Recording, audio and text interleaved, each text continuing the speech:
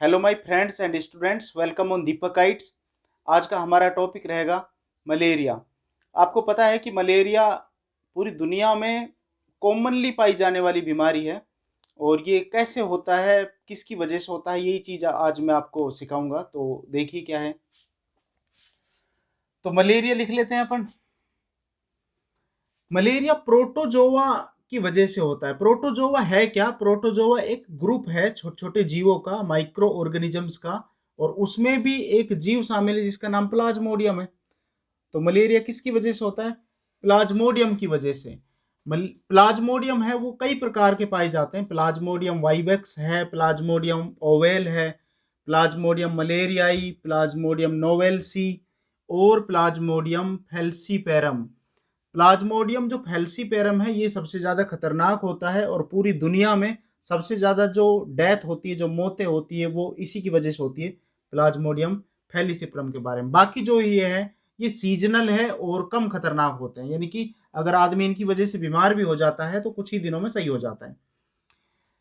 अब मैं आपको बताऊं इसका वेक्टर कौन है। मतलब ये अब आपको ये तो पता ही लग गया है कि ये प्लाज्मोडियम की वजह से हो रही है, लेकिन प्लाज्मोडियम कहाँ पर है? तो प्लाज्मोडियम की एक पहचान होती है, ये जन्म लेता है मच्छरों के शरीर में और ये ग्रोथ करेगा इंसान के शरीर में।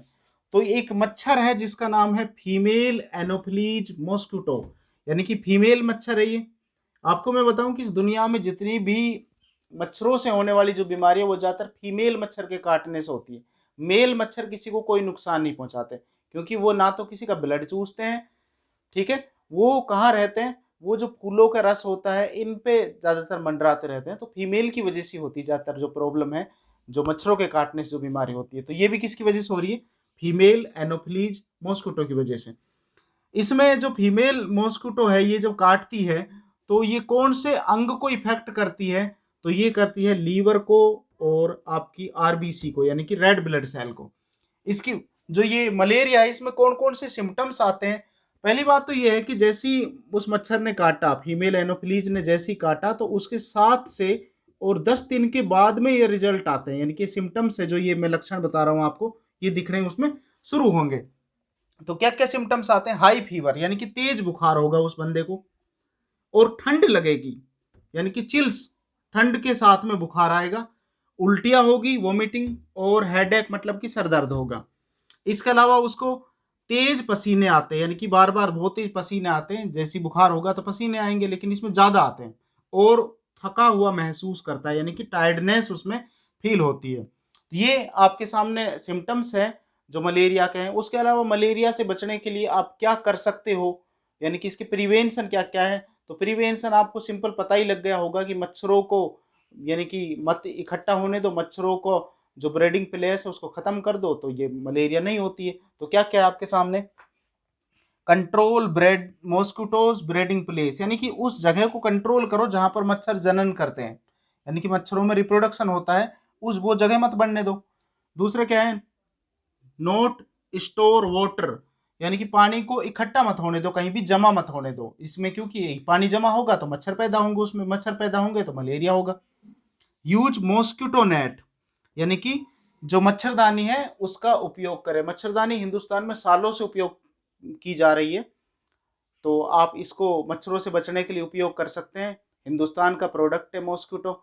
जैसे कि आपने सुना होगा ना, एक आदमी था वो मच्छरदानी ओढ़ कर सोता था रोज, तो उसमें क्या हुआ कि मच्छरदानी में कोई छेद हो गया। जब मच्छरदानी में छेद हुआ तो कोई मच्छर था वो रोज इसमें से घुस जाए और उस आदमी को परेशान करे, मतलब सोने ना दे। अगले दिन उसने क्या काम किया, उस मच्छरदानी को सील दिया सुई से, मतलब उसमें और धागे लगा दिए, लेकिन फिर भी अंदर घुस जाता।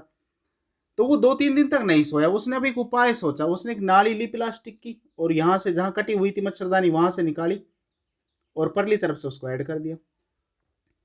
अब मच्छर यहाँ से घुसे तो परली तरफ से बाहर, परली तरफ से घुसे तो इधर से बाहर, और वो मच्छर पूरी रात चक्कर काटता रहा और हार के वो हिंदुस्तान से, मतलब उस आदमी के पास से चला ही गया। तो मच्छरदानी से भी आप यानी कि मलेरिया को कंट्रोल कर सकते हो, मच्छरों को कंट्रोल कर सकते हो, तो मलेरिया भी कंट्रोल होगा। उसके बाद है रेगुलर क्लीन कूलर। जो कूलर होते हैं, क्योंकि उनमें पानी डलता है तो पानी में मच्छर आ जाते हैं, तो मच्छरों कूलर को भी रोज रेगुलर साफ करते रहे। रोज नहीं तो मतलब कि 3-4 दिन में एक बार इसको साफ जरूर आप करते रहे। इसके अलावा अगर तालाब वगैरह आपके आसपास हैं तो वहां पर पानी हमेशा स्टोर रहता है, तो उसमें मछलियां आती है कुछ जिनका नाम होता है गंबूसा। तो गंबूसा मछली आप उनमें डाल सकते हो। गंबूसा क्या काम करती है, जो मच्छर होती है उनको खा जाती है, या मच्छरों के जो छोटे छोटे लार्वा होते हैं उनको खा जाती है, तो आप इससे भी मच्छरों को कंट्रोल कर सकते हो। इसके अलावा use wire mesh indoor and window. Wire mesh क्या होती है, वो जो लोहे की जालियां होती है जो जंगलों वगैरह में या गेट वगैरह में जो चढ़ा देते हैं, तो वो आप लगा सकते हो। उससे क्या होगा कि जो मच्छर है वो आपके रूम में अंदर प्रवेश नहीं कर पाएंगे, तो उससे भी आप मच्छरों को कंट्रोल कर सकते हो। तो ये आपका मलेरिया का टॉपिक था। इसके आगे हम पढ़ेंगे कि जो प्लाज्मोडियम होता है वो कैसे आपकी बॉडी में प्रवेश करता है और उसके बाद में आपके शरीर में क्या होता है, यानी कि प्लाज्मोडियम का लाइफ साइकिल क्या है। आप स्क्रीनशॉट ले सकते हैं इसका। तो देखिए आपके सामने एक डायग्राम बनाया हुआ है। इसमें एक व्यक्ति का हाथ दिखाया हुआ है जिस पर एक मच्छर बैठा हुआ है। ये मच्छर है जो वो फीमेल एनोफिलीज है। ये जैसे इसको काटेगी तो इस मच्छर के शरीर में जो प्लाज्मोडियम के स्पोरोजोइट्स हैं वो इसके ब्लड में चले जाएंगे, इस व्यक्ति के ब्लड में चले जाएंगे, और ब्लड के द्वारा वो पहुंच जाएंगे इसके लीवर में।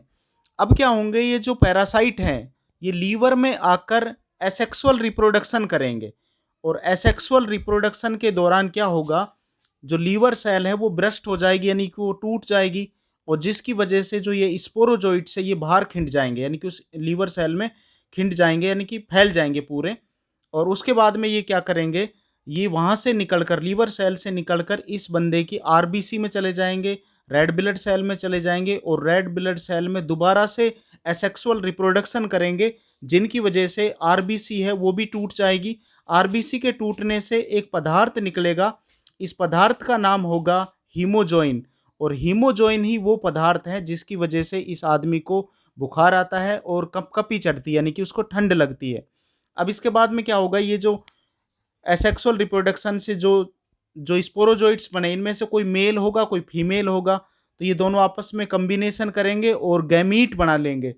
अब ये गैमीट इस आदमी के ब्लड में मौजूद है।